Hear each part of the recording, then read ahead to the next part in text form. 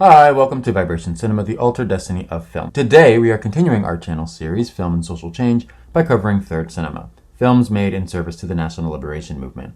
This episode was shaped in part by a 12-week study group on third cinema. Given this, many artists have been asking what their art can do to help the various ongoing political liberation anti-fascist movements. The short answer is jack shit. The correct answer, however, is nothing, unless their work is employed by a revolutionary organization who is using it to achieve a specific tactical objective, be it cadre training, recruitment, counter-messaging, mass education, and so forth. This is the crux of third cinema. Çériköğrû teaches us, quote, "It is not enough to write a revolutionary hymn to be a part of the African Revolution. One has to join with the people to make this revolution. Make it with the people and the hymns will automatically follow. For an act to be authentic, one has to be a vital part of Africa and its thinking, part of all that popular energy mobilized for the liberation, progress, and happiness of Africa. Outside this single struggle, there is no place for either the artist or the intellectual who is not committed and totally mobilized with the people in the great fight waged by Africa and the suffering humanity." End quote. Third cinema adopts this missive. This episode shows how cinema has aided this struggle for national liberation against the boot of imperialism.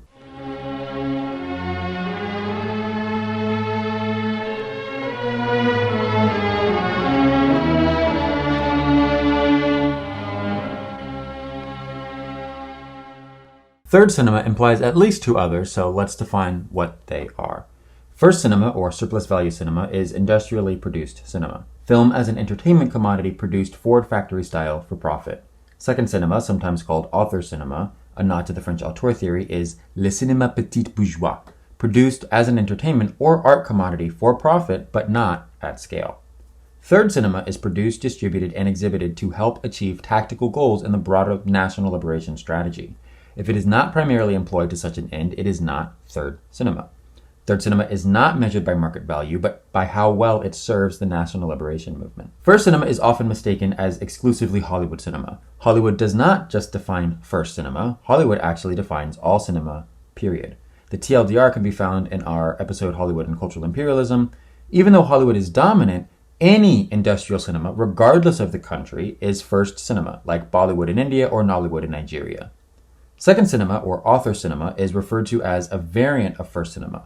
As I said in that earlier episode, Hollywood gamed the Marshall Plan to flood the post-war French market with its cinema, inspiring the Cahiers du Cinema writers. Truffaut even says that the auteur theory, the namesake of the second cinema, would not exist without Hollywood cinema. Through so-called free trade, shock doctrine opportunism, colonial conquest, and other predatory methods, Hollywood dominates the global film industry. Other national industries are forced to respond to and stave off Hollywood's encroachment. Third cinema bypasses this domination because it is not a market cinema. That doesn't mean that colonized countries aren't affected by Hollywood, for example, equipment shortages that can be imposed by Hollywood or its peripheral industries like celluloid manufacturers, nor that domestic screens can't be invaded by Yankee movies.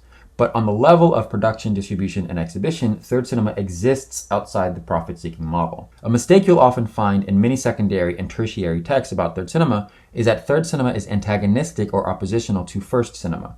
Functionally, yes, but not primarily. Third cinema moves in tandem with the national liberation movement. Assuming success, the new government can nationalize the cinema and put quotas on colonizer films, effectively blocking the influence of first cinema. Even in the interim, third cinema circulates outside the market forces that first cinema shapes, but is nevertheless bound by. Before we move on, we should address the habit of conflating third cinema with third world cinema. While it is true that third cinema borrows the analytical structure of three worlds theory, it does not apply it to the country's economy or alignment. The imperialist countries as the first world, the Soviet bloc as the second world, and the non-aligned former semi or internal colonies comprising the third world. Instead, it applies the analytic to why a film is produced. First, second, and third cinema are not defined by national origin. The third world can produce first cinema, and the first world can produce third cinema.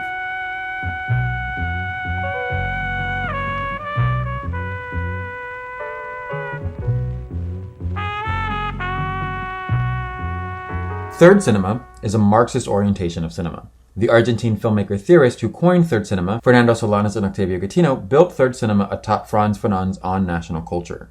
The skeleton of the third cinema filmmaker is Fanon's colonized intellectual. Chairman Mao's On Practice is the second most cited source behind Fanon, and their preliminary essay towards a third cinema notes and experiences of a cinema of liberation of the third world. Following Mao, as the subtitle of their manifesto suggests, the theory of third cinema was formulated after their practice of making and distributing their film Hour of the Furnaces. The concept of third cinema developed with continued practice, which sharpened the theory, which in turn better focused the practice. Che Guevara's guerrilla warfare is also a key text. Solanas and Getino structured their ideal guerrilla film unit using Che's guidelines on the security and organization of the guerrilla band. Third cinema filmmakers like Sarah Muldorer and Usman Semben studied at the VGIK, the Soviet State Film School. Soviet filmmaker Asdar Ibragimov helped establish North Vietnam's first film school. Marxism is integral to third cinema. A lot of confusion about third cinema stems from most secondary and tertiary texts downplaying or completely eliding Marxism from third cinema. At the very least, if Fanon is not a significant factor in the syllabus, article, or book, you know it's going to be some bullshit. Academic enemies of Marxism, including post-colonial studies, standpoint theory, and alternative or subaltern media studies, mutated what third cinema means. If it wasn't obvious before spring of 2024, we should understand now that the Academy is a cog in the imperialist machine. It's a training ground for future war criminals, a thought lab to invent new ways of supporting native expansion, a means to paint color revolutions as progressive,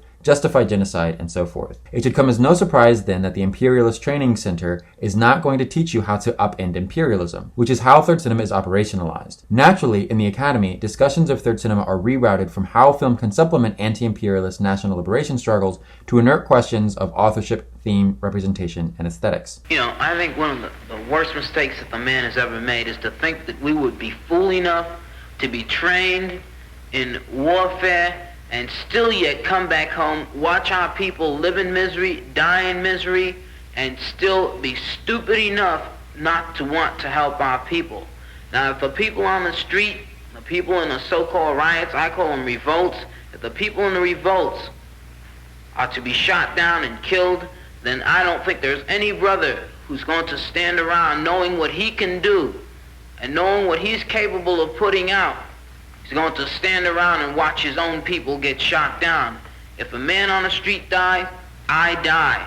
If this country ever decides to exterminate black people, I'm sure they're not going to exclude me because I've been in Vietnam. Emphasizing the primacy of practice, Solanas and Getino argue that, quote, ideas such as beauty in itself is revolutionary and all new cinemas is revolutionary are idealistic aspirations that do not touch the neocolonial condition, since they continue to conceive of cinema, art, and beauty as universal abstractions and not as an integral part of the national process of decolonization, end quote. The last part about the process of decolonization is extremely important. You'll find most academic texts looking at one or two key films or manifestos and not an evolving media ecosystem. Especially in the 80s, as we'll cover later, scholars see third cinema as fixed and not something that develops alongside the national liberation struggle. Where Solanas and Getino center revolutionary cinema and the guerrilla networks of resistance to imperialism, the Academy abstracts revolutionary cinema to rhetoric and formalism. One of the main characteristics of this abstraction is third cinema's call to action.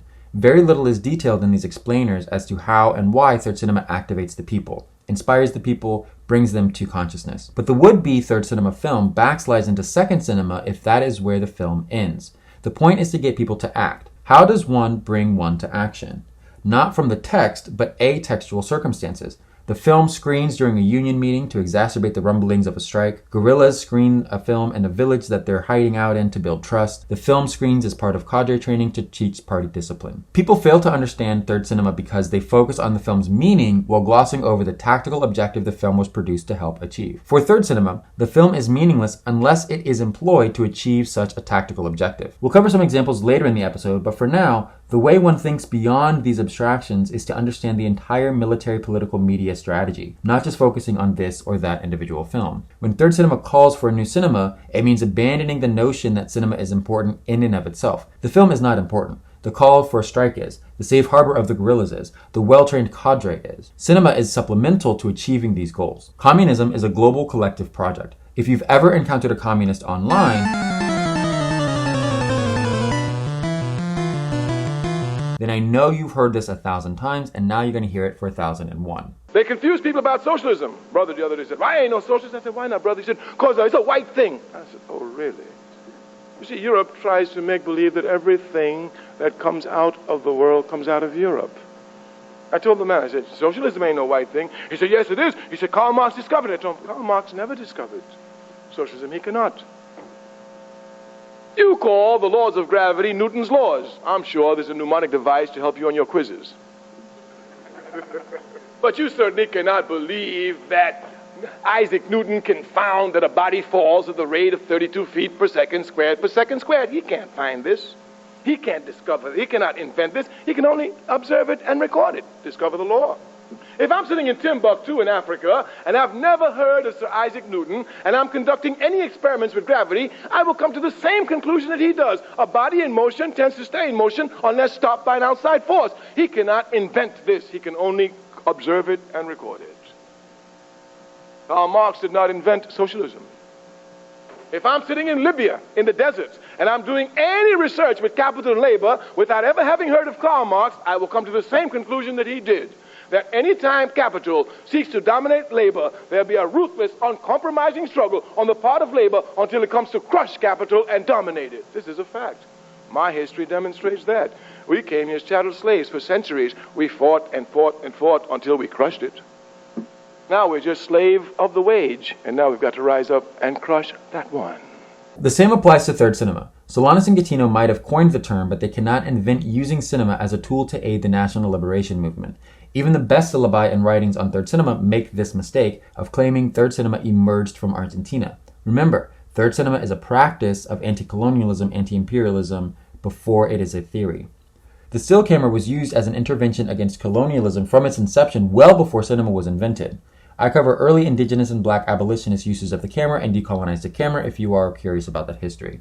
But to cinema specifically, the post-Raj realist cinema, which would develop into parallel cinema in India, is a third cinema practice 20 years before third cinema was coined. The Vietnamese used cinema as a propaganda tool against the French in the 1950s. The decade and a half of Mao-era Chinese films ends the year Solanas and Getino began production on Hour of the Furnaces, and the Palestinian Film Unit was founded the year before Notes and Experiences was published. All across Asia, filmmakers were engaged in the praxis of third cinema before it was formally articulated in Argentina. Now, just because third cinema is a Marxist orientation of cinema does not mean that third cinema has to be produced by some commies. Communists support national liberation as a necessary intervention against imperialism. Lenin even talks about supporting the bourgeois revolutions of colonized nations because the first step is to oust the colonizers, which stalls the contradictions between the national bourgeoisie and the industrial workers and peasantry. Criticizing such a liberation movement only helps the imperialists. This is why you see communists supporting non- or even anti-communist organizations. The relevant contemporary examples would be the axis of resistance, consisting of Palestine, Yemen, Lebanon, and Iran. Indeed, the videos of military incursions against the Zionists that the resistance produces are in fact third cinema. Our episode, Cinema Intifada, covers this. Again, third cinema is the use of film to advance national liberation. In On National Culture, Fernando argues that pre-colonial culture is dead. A very controversial statement, but the point is that culture forms under certain conditions. Colonialism changes those conditions. The national liberation movement then changes those conditions, having kicked out the colonizers. There is no way to return to the pre-colonial conditions. Pre-colonial cultural practices are not responding to the same land, the same people that produced them because they are transformed first by the colonizers and again by the liberation movement. Through the process of national liberation, a new people, a new land, a new society, and therefore a new culture emerge. Solanas and Getino take this up when they say that third cinema is a cinema of destruction and construction, destroying the colonial imposed culture while simultaneously constructing a new culture for a liberated people. The armed struggle spearheads this transition from colonial culture to a liberated culture because colonialism will only retreat from violence. Fernando says Negro African culture grows deeper through the people's struggle and not through songs, poems, or folklore. For Fernando, the national liberation struggle is the highest form of culture. The modern anti-imperialist cultural icon, the downward-turned red triangle, was produced by a guerrilla military, not some artist. Yet the symbol only has meaning because of the armed struggle. Nasrallah's T-pose and Ansarallah's knifed boat are other contemporary examples. The decolonization of culture cannot happen until after national liberation. After all, the nation is still under the control of the imperialists. However, the liberation movement can start to form habits in the people during the period of liberation that will lay the groundwork for such cultures to emerge after the point of liberation.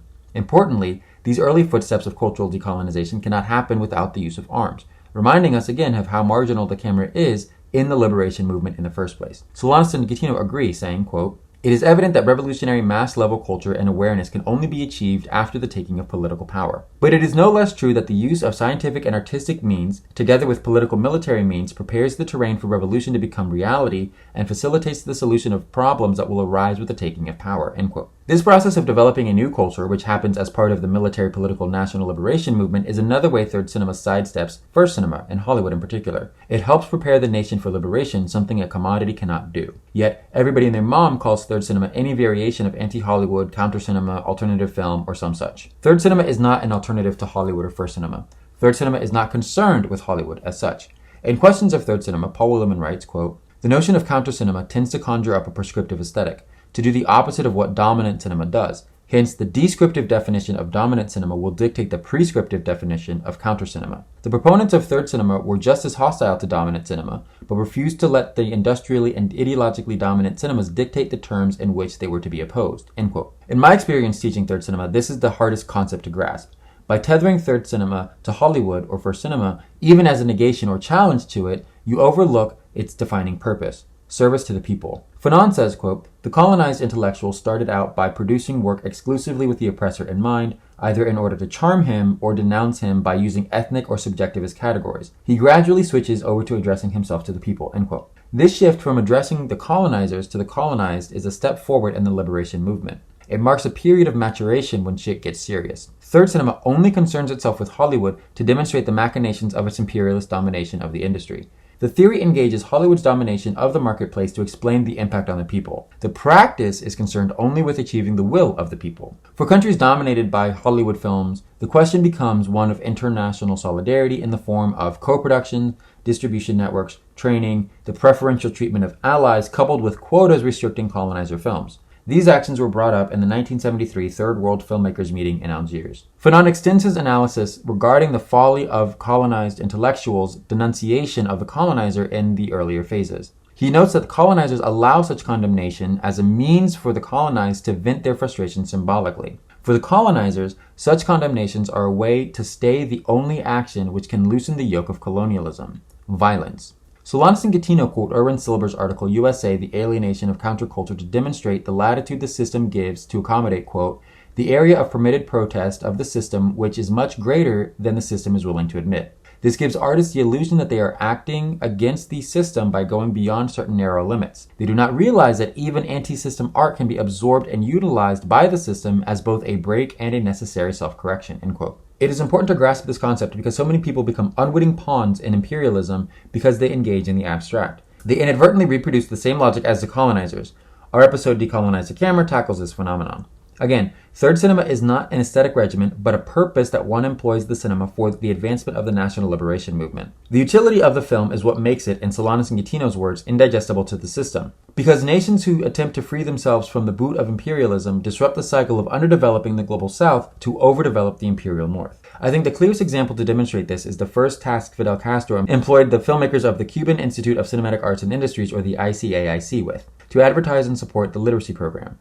These films were not made for profit, but to educate the largely illiterate Cuban population, especially its formerly enslaved population. To talk about these films or the other educational films Cuba was producing at the time in relation to what Hollywood does or does not do, dulls what's radical and meaningful about them. What's key is the ICAIC's service to the people. Because Hollywood cinema is a cultural expression of imperialism, which is detrimental to the colonized, the educational films of Cuba, made for the intellectual and cultural development of the people, are anti-Hollywood not primarily, but nevertheless functionally. Purpose is definitive here. In Notes and Experiences, Solanas and Getino distinguish the literacy films from Cuba from the literacy films produced by the imperialists. Quote, imperialism can sponsor films that fight illiteracy, and such pictures will only be inscribed with the contemporary need of imperialist policy. But in contrast, the making of such films in Cuba after the triumph of the revolution was clearly revolutionary. Although their starting point was just the fact of teaching reading and writing, they had a goal which was radically different from the imperialists: the training of the people for liberation, not for subjection, end quote. In Solanas and Getino's estimation,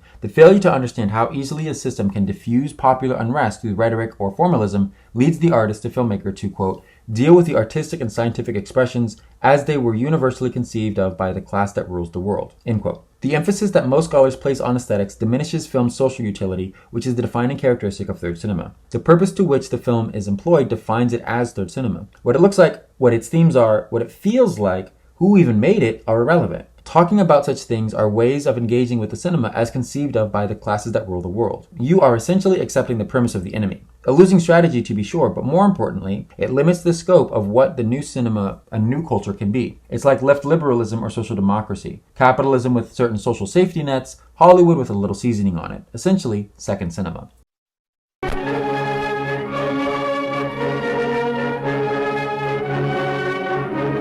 So how is film used as a social or political tool, as a method of achieving certain tactical goals in the broader strategy of the liberation movement? Solanas and Getino provide a best practices guideline throughout the 3 major essays they published to articulate third cinema.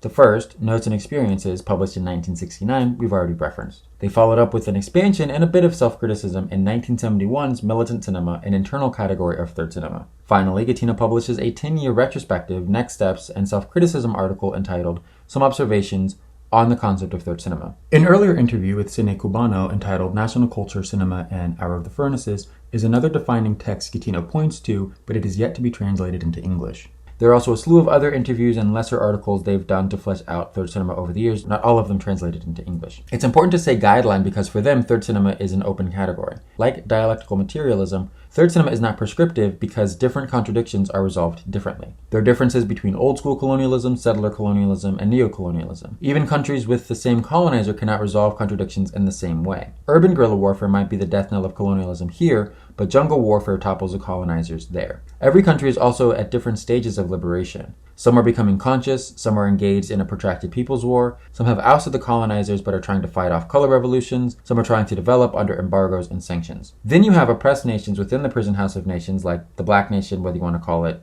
the Black Belt or New Africa. That's just differences on political grounds. When we incorporate cinema, we have to factor in a nation's history with the camera, their capacity to produce films, and most importantly, the ability to distribute and exhibit films. During the Cuban Revolution, Che wrote about the supremacy of radio as a communication tool. But after the fall of the Batista regime, cinema became prominent in Cuba. At the time of the revolution, Cuba did not have the cinematic distribution networks to reach the people as effectively as their then radio capabilities. In Nicaragua, the popularity of cinema was waning in favor of television at the time of liberation in 1979. In Cine, the Nicaraguan Institute of Cinema was semi-autonomous and not under the direct control of the Sandinistas, in contrast to the TV news stations which were. The Sandinistas also allowed private cinema distributors and exhibitors, creating market competition for Cine. Whatever viability cinema had in Nicaragua was hampered by the policy decisions of the nascent government and changes in media consumption. Cine was disbanded in 1988, just 2 years before the Sandinistas lost control in the 1990 election. The Palestinian film unit was not officially supported by the Fatah, so the collective borrowed equipment from the Jordanian Ministry of Television,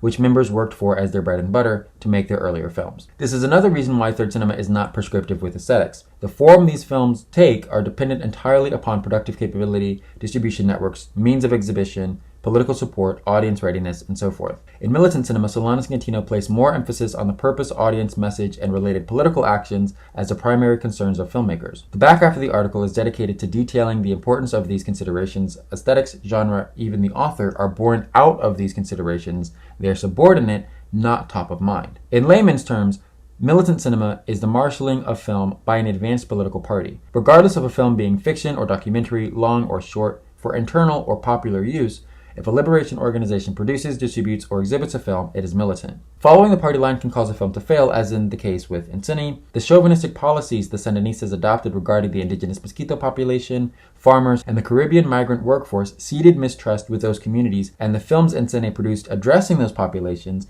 following party line were met with equal skepticism as the policies themselves. For better or worse, a militant film is beholden to party line. David Bushbaum's 1, 2, 3 Cinemas details the publication history of Notes and Experiences in Spanish, with Solanas and Getino's rewrites and edits throughout the years. These revisions were never published in English, causing non-Spanish speakers to engage with an old, outdated text, another site of misunderstanding regarding third cinema. Bushbaum notes the increasing importance of militant cinema with each revision. When I teach third cinema, I tend to slant more towards militant cinema as the general descriptor of third cinema because of this. Additionally, modern progressives, leftists, whatever, overestimate what a text means, engaging with a film as a closed system of signs and signifiers that either hits or misses their proprietary aesthetic or thematic benchmarks, rather than how an entire media ecosystem is utilized to help achieve specific tactical goals in the broader liberation strategy. For third cinema, following ÇÉRÂ and Fanon, film has no meaning outside of its use by the national liberation movement. Arguments, for example, over Andor, Superman the Brutalist, or Last of Us are they Zionist or anti-Zionist, miss the point that they are first and foremost commodities,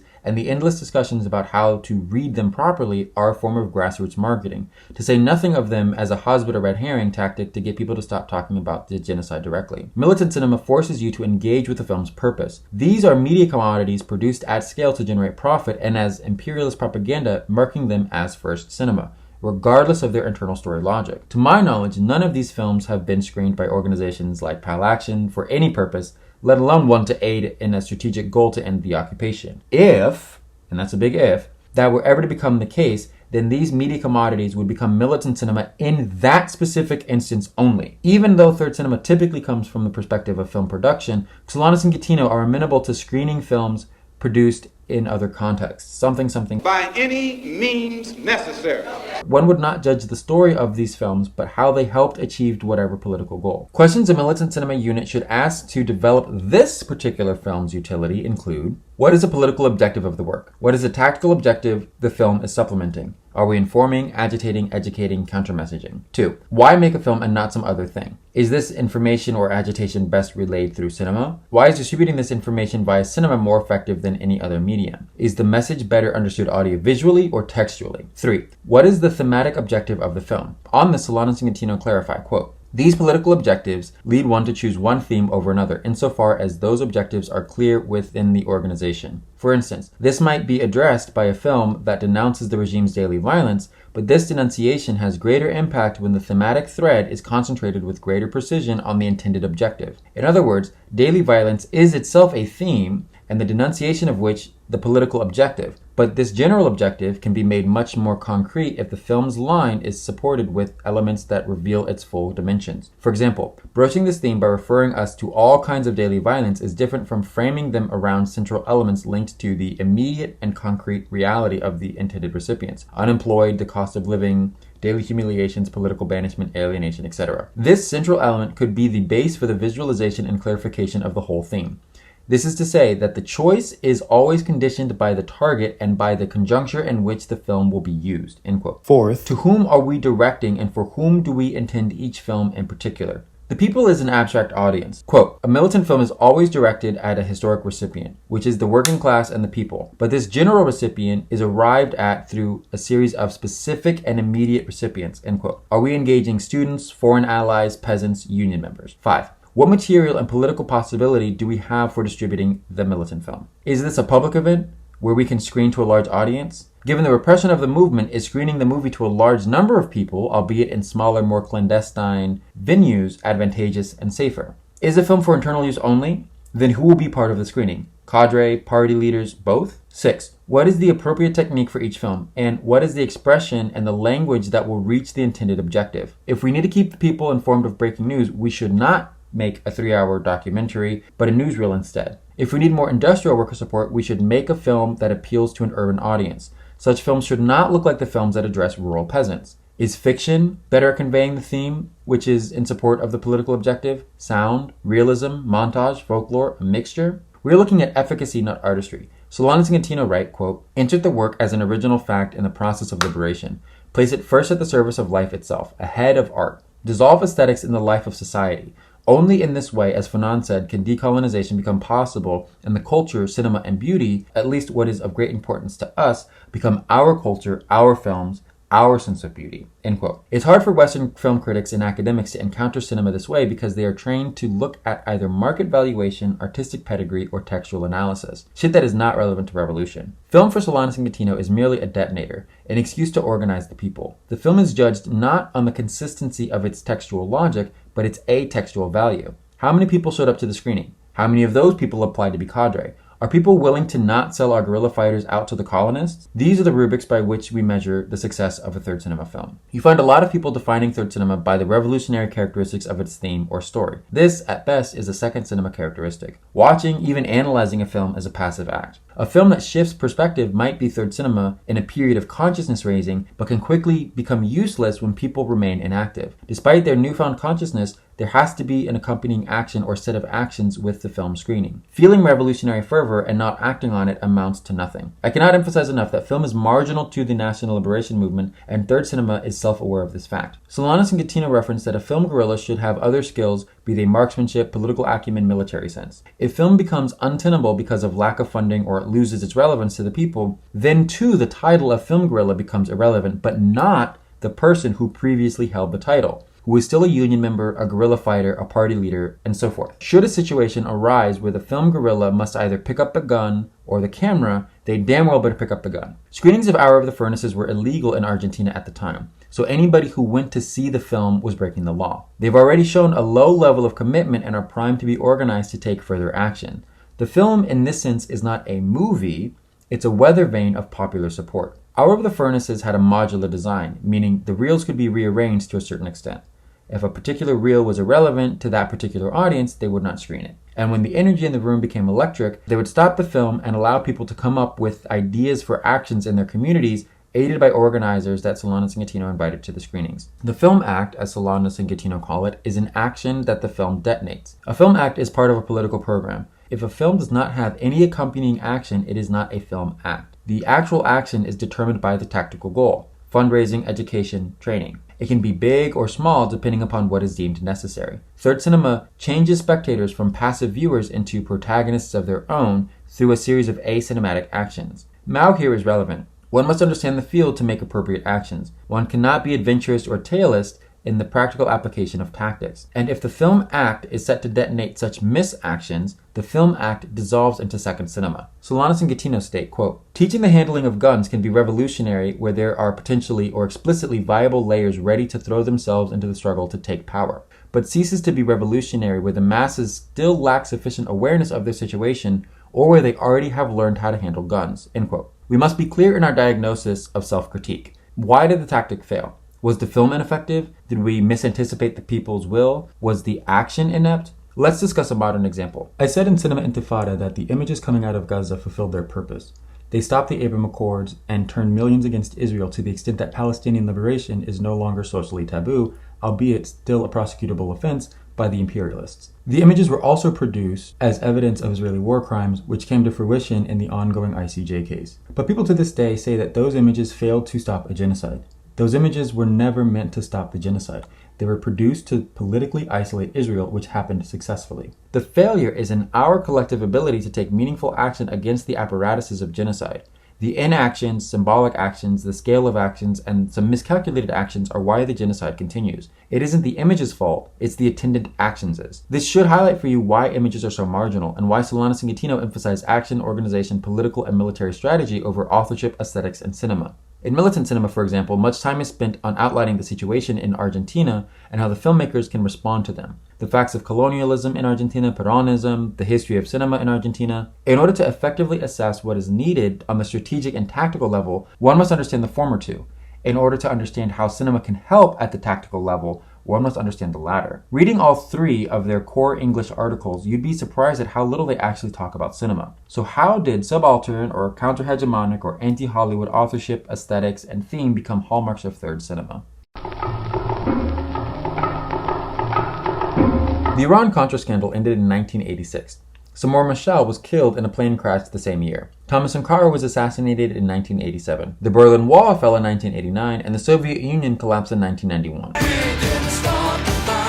Communism was on its back foot, and people searched for a third way. Capitalism is bad, but communism was allegedly defeated. So everyone became anti-capitalist, a vague descriptor which means basically nothing. So, as the era of national liberation retreats with the advancement of neoliberalism, what happens to third cinema? Enter my cinematic grandpa, Tashoma Gabriel, who introduced third cinema to the Academy in 1979. Gabriel's book, Third Cinema in the Third World, The Aesthetics of Liberation, sparked a series of academic debates on third cinema throughout the 80s and 90s. Many academics reconsidered, rethought, and redefined third cinema, using Gabriel as the basis. This is where the turn to aesthetics, theme, and authorship come from. More importantly, in the critiques of Gabriel's work, where the stripping of Marxism from third cinema happened. As third cinema was integrated into the Academy, its precursors became curiously European: Althusser, Adorno, Brecht, Benjamin, and Lukács. Anti-colonial filmmaking and reciting Theo, I condemn the Viet Cong as well, Adorno. Right.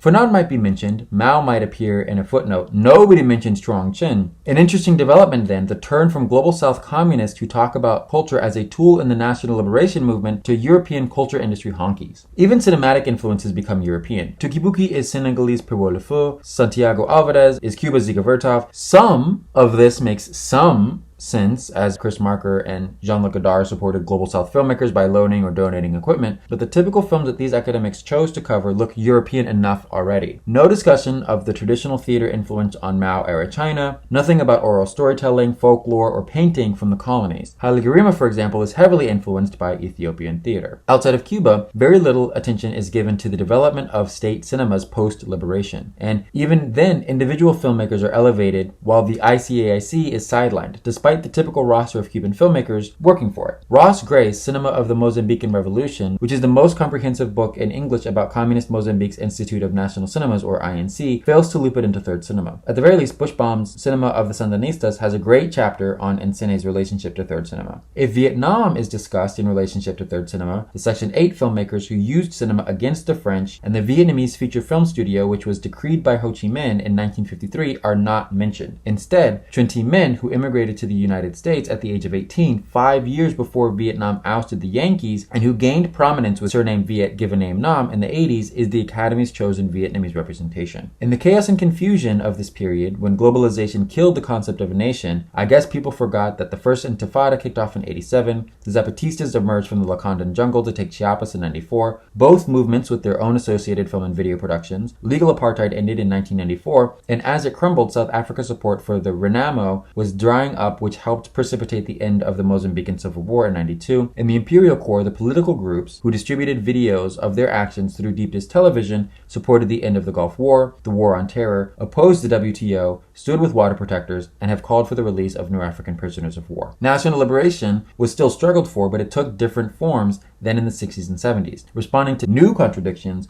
in the absence of the USSR, the encroachment of neoliberalism, etc. There's not a lot of third cinema today. Coupled with the Academy's general anti-communism is the fact that third cinema and adjacent writings are not originally published in English. I've already referenced the untranslated subsequent drafts of Notes and Experiences, but Solanas and Getino's follow-up essays, Militant Cinema and Some Observations, weren't widely translated into English until Framework's Spring 2021 issue. In the 80s, if you weren't speaking Spanish, you're only getting half the story. Many academics make mistakes because of this lack of information. Gabriel takes the mental journey Fanon's colonized intellectual goes through during the revolution, from assimilation of colonial culture to a nostalgia of the pre-colonial times, and finally to the combative stage of decolonial violence, and grafts it onto the three cinemas. First, a cinema that mimics Hollywood in theme and style. Second, a cinema that calls for decolonization yet still follows Western convention. And third, a phase where the cinema is decolonized, the camera being likened to a gun. All well and good, but Solanas and Getino already detail this process in Militant Cinema. Quote, the appearance in Europe of an auteur cinema that attempted to foreground the presence of a director as an individual in opposition to Hollywood standardization also created equivalents in our country. Nevertheless, expressions of this second cinema, new cinema, contributed to the earlier process, a process that had already generated important works. This is because the cinema had brought from the start, albeit in a limited way, a critical attitude that, with the passage of time and the rhythm of the internal and external processes of liberation, would reach higher levels of lucidity. In other words, in our cinema, the foundations of decolonization in a third cinema were already present in Argentina in the first and second cinema. End quote. So this is frustrating because Gabriel, along with Mike Wayne, in his book Political Film, The Dialectics of Third Cinema, paint the original concept of third cinema as undialectical and somewhat fixed, thus irrelevant to the then contemporary moments of the 80s and 90s. In the same year that Gabriel publishes Aesthetics of Liberation, Getino publishes some observations of the concept of third cinema. The final, somber concluding pages of that article talk about the success of the US's onslaught of Latin America, how Latin America overestimated its capabilities, and hints at the coming era of fascism. Getino places a mandate on cinema to address the new terrain. Quote, this is the context in which the development of third cinema can be situated in the coming years, and since what is planned to be carried out is only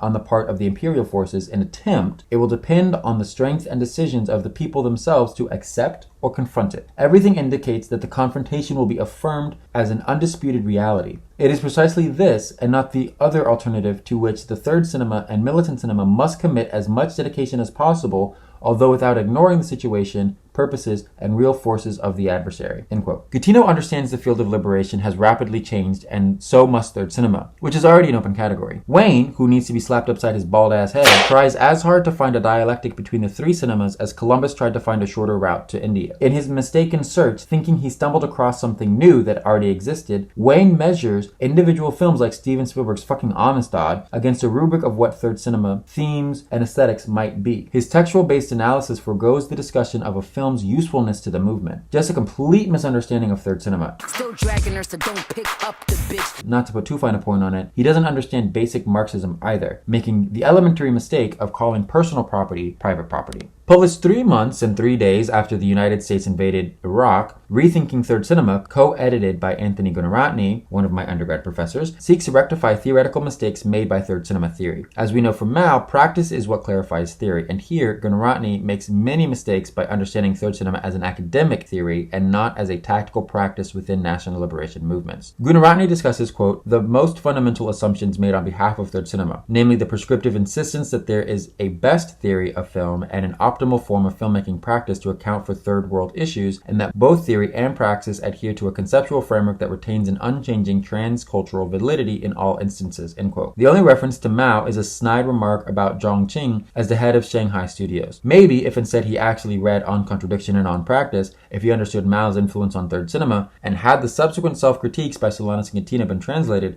Gunaratney could actually have a substantive critique of third cinema rather than randomly attacking other scholars' amalgamated misunderstandings of the concept. But Gunaratney recognizes that Solanas and Getino have evolved third cinema through practice, criticism, and self-criticism. Yet Gunaratney, that annoying shit, takes this as a sign of a fixed original sin rather than the natural dialectic between theory and practice that Mao lays out. One of the self-criticisms in militant cinema is Solanas and Getino recognizing that in the 2 years after Notes and Experiences, many filmmakers were mechanistically trying to replicate Hour of the Furnaces. So they double down on third cinema as an open category that responds to the specific needs of whatever specific liberation process, wherever in the world and whatever stage it's in. They explicitly claim that since Argentina is wrestling a neo-colonial experience, they are theory practitioners using cinema to fight neo-colonialism in the Argentine context. They think of Cuban cinema as an example of what third cinema can look like in a liberated country, but they cannot properly theorize about how such a cinema functions because Argentina is not liberated. Any theorization as such would be idealistic conjecture, not materialist analysis. Third cinema is not prescriptive in how films can aid the national liberation movement, as each movement is facing different contradictions. The conceptual framework is fixed, yeah, but third cinema is essentially applying dialectical materialism to the use of cinema in the national liberation struggle. The conclusions that come from such a framework, though, are designed to be flexible, modular, and relevant to specific conditions, including, as I said earlier, retiring cinema from the movement. The use of third cinema as a tool is ever-changing. In retrospect, Gunaratney's book is a great time capsule because it tries to conclude the debates spun off of Gabriel's work. It's anti-Marxist, it looks at other forms of oppression and not necessarily national oppression, which is what third cinema is primarily designed to tackle. The book has its share of post-colonial bullshit too. In 1996, co-founder of the British cinema group, the Black Audio Film Collective, John Comfort, declared third cinema dead. This is an anecdotal reference in the intro to Mike Wayne's book, and I haven't been able to track down the exact quote, but I can guess that Comfort is influenced by the third wayism of the day, where there's some underlying resignation to neoliberalism. Yet over the course of the past few years, Francophone African countries, including Mali, Burkina Faso, Niger, Cote d'Ivoire, have kicked out the French military. There have been similar attempts to stop using the CFA franc. The EFF in South Africa are making moves to wrest their land from the hands of the Boers, to finally end apartheid, which may have ended in the legal sense, but not in the land ownership, meaning economic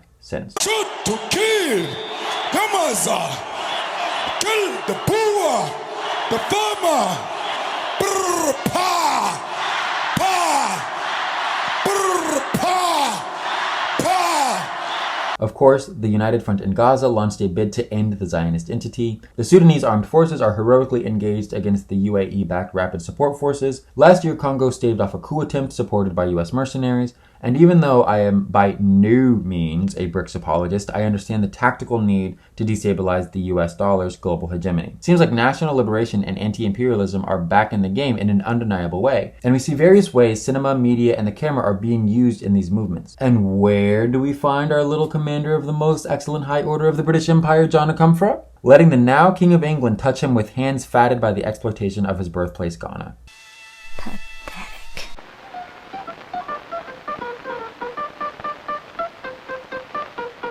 A litmus test I have to gauge if someone understands third cinema is how they categorize the film Battle of Algiers. The film was directed by a European, Guillo Pontecorvo, from the colonizer country of Italy. The Pentagon screened the film to learn about how to deal with guerrilla fighters before invading Iraq. A film that's useful to imperialists certainly cannot be third cinema, right? After all, third cinema is indigestible to the system. Okay, but the message of Battle of Algiers is that protracted guerrilla warfare will defeat the colonizers. Had the Pentagon digested the film, They wouldn't have invaded Iraq or Afghanistan. It took 20 years of attrition and millions of killed civilians for them to learn that lesson. So to me, that shows that the film is anathema to the needs of the system. But what about its European director? Those who have absolutely zero understanding of third cinema would say that Battle of Algiers is not third cinema because of this fact. Those who try to qualify it as a borderline film, maybe second and a half cinema, are struggling to grasp the radical new ways of engaging with cinema while clinging to the old understanding of cinema that they're used to. It's a harder task for those who are engaged with decolonial, post-colonial understandings of cinema, and here is where a challenger appears. Assistant Professor of Film at SUNY Purchase, actor and podcaster Mtumi Gant. They held a really strong point in the colonial, coming from the country, coming from the people who were seeking national liberation, being the people who deliver the film. Gio Portocarrero, who I quite like, was an Italian man, right?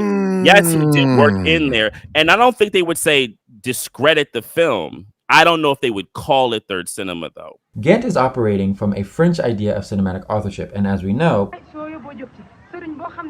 in fairness to Gant, many of the previously mentioned academics make the same mistake. The FLN produced a film. Saadi Yassef, a military leader of the FLN, wrote the autobiography upon which the film is based and stars as a fictional version of himself. Other FLN members worked on the film as well. We can argue if this information problematizes the notion of Pontecorvo as the author of the film, but that still misses the point of third cinema. The film was produced by the FLN as a celebration of their independence, making it that internal category of third cinema, militant cinema. In addition to that, the Black Panthers, the Popular Front for the Liberation of Palestine, and the Irish Republican Army all screened the film to their cadre to teach them party formation, discipline, and urban guerrilla war tactics. All these uses further solidify the film as militant cinema. Remember, third cinema is about how the cinema can aid in achieving tactical goals which are necessary as part of the national liberation strategy. Authorship is irrelevant to this rubric. I'm going to pick on Gant a little bit because I think he has a great definition but not an applicable understanding of third cinema. Even though he centers Fernando, even though he understands third cinema to be a Marxist orientation of cinema,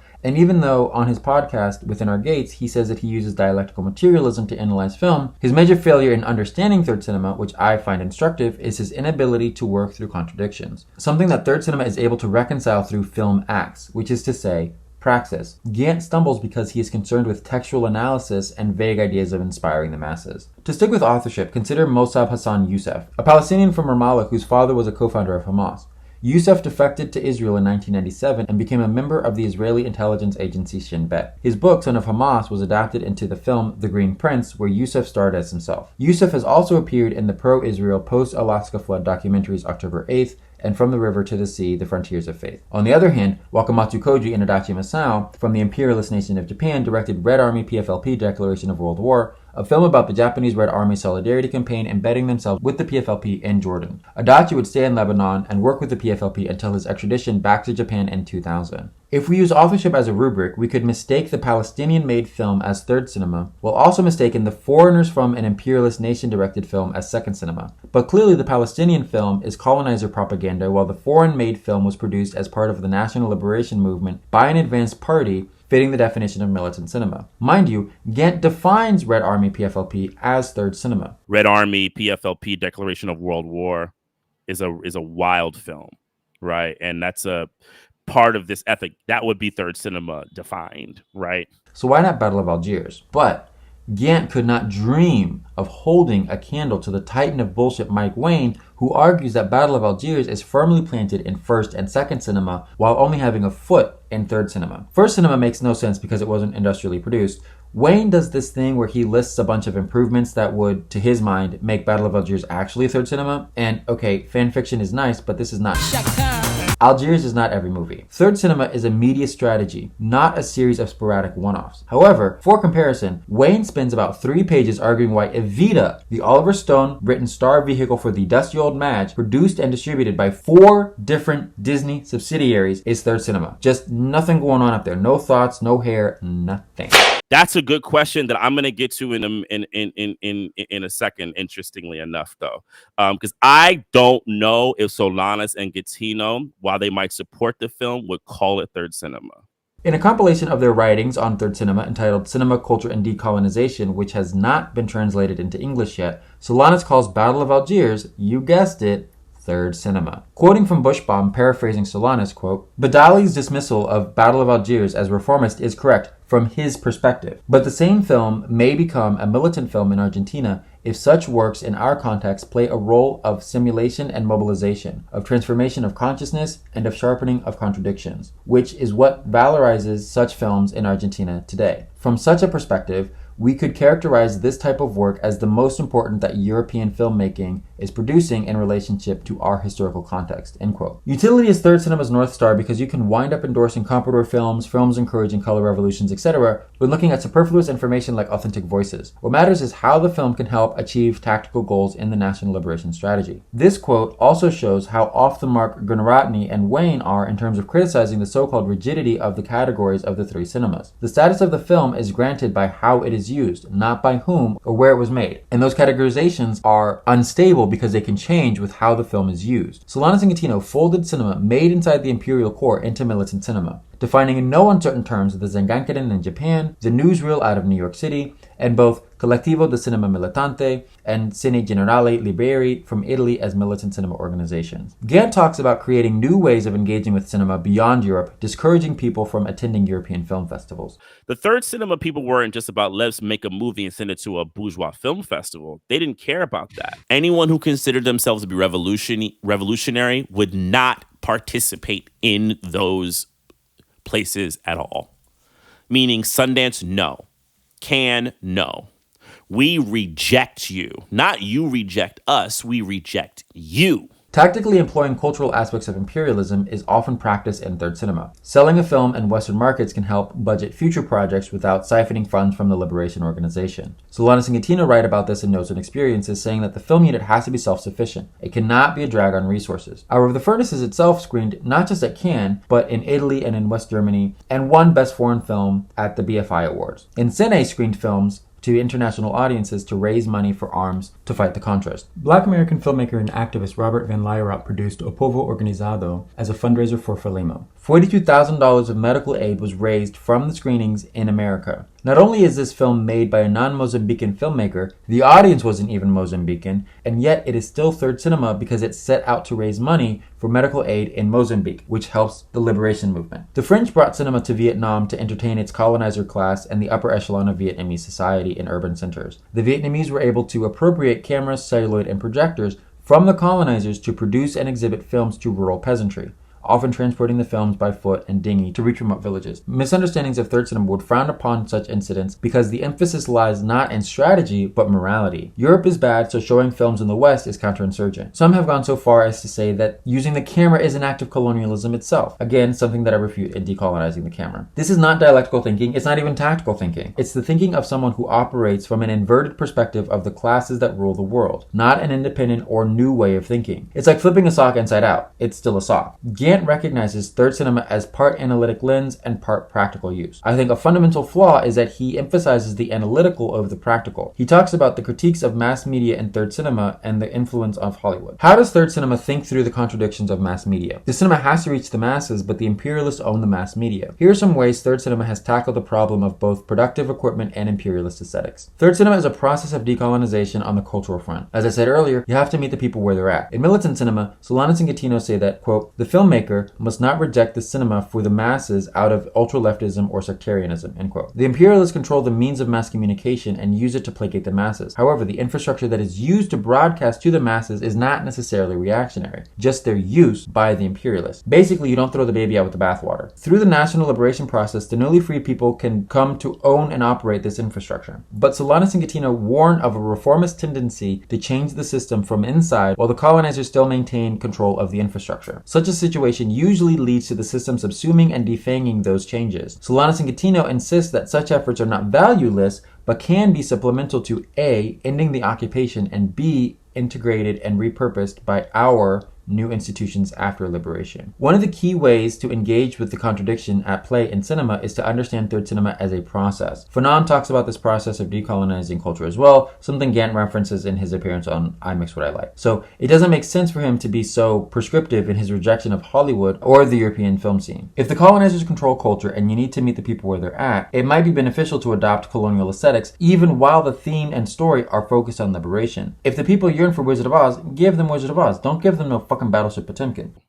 We can't be using the ruler's work, right, to kind of figure out our own stuff, because it is the ruler's work.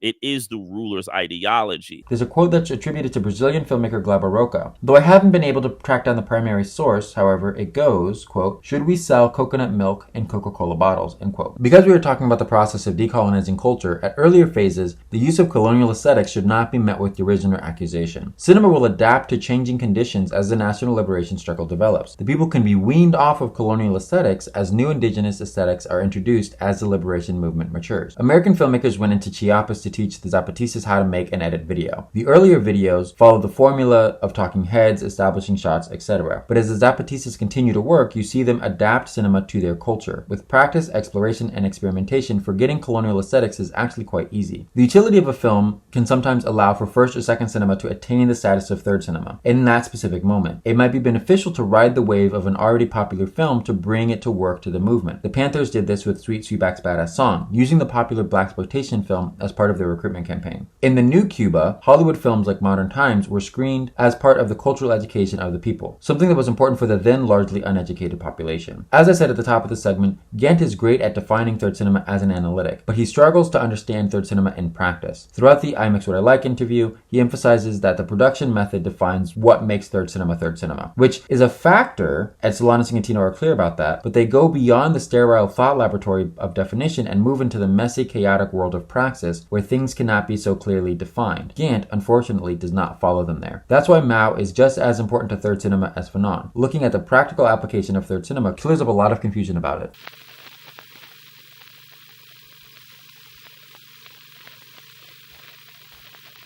We've covered a lot, and there's a lot more to cover. But I'm leaving it here because editing this is going to be a fucking nightmare. In the description below is a link to the Third Cinema Study Group resources, including the readings we did and any lectures that I gave. The films are missing because I just do not have space for them. Additionally, though, there is a further reading folder with even more information. For this episode, I stuck primarily with Solanas and Getino, but of course, they are not the end-all be-all of third cinema. If I can be cheeky for a second, their 3 essays can be likened to Marx's 3 volumes of Capital, making Chuang Chin the Hegel, Sarah Muldour the Claudia Jones, and maybe Santiago Alvarez as the Lenin of third cinema, I don't know. Which is to say that the theory of third cinema is strong, but requires evolutions and permutations of practice which are adapted to different and changing contradictions. Third cinema with Chinese characteristics, cinema juche, you know. I personally have not engaged too much with fourth cinema, but what I have read of Barry Barclay seems interesting, but something entirely outside of third cinema, as he rejects nations as inherently colonial. I'm not opposed to indigenous people organizing beyond nationalism and rejecting communism. Pretty sure this also falls in line with Lenin. That's a whole other topic regardless, but that is it for this episode. Love you all madly. See you on the next one.